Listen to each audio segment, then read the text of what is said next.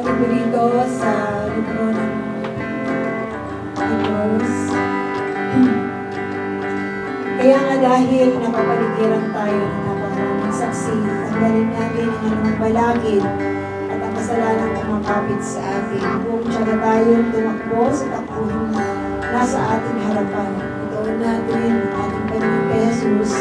Sa Kanya nakasalalay ang ating pananampalataya mula simula hanggang katapusan. Dahil sa kagalakang naghihintay sa Kanya, hindi niya inalintana ang kahihiyan ng pagkamatay sa krus, at siya ngayon nakaupo sa kanan ng trono ng Diyos.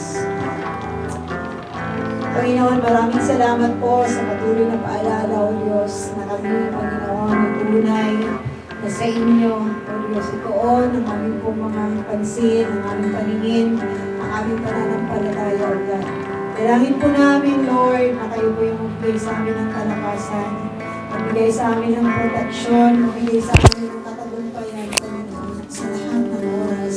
Kinukulit po namin sa inyo ang aming pong mga buhay, O Lord God. Salamat, Panginoon, sa inyo. Salamat sa mga pagpapala na inyo pong pinagkakaloob sa amin. Hallelujah, Lord. The Lord bless you and keep you. The Lord make His face shine upon you.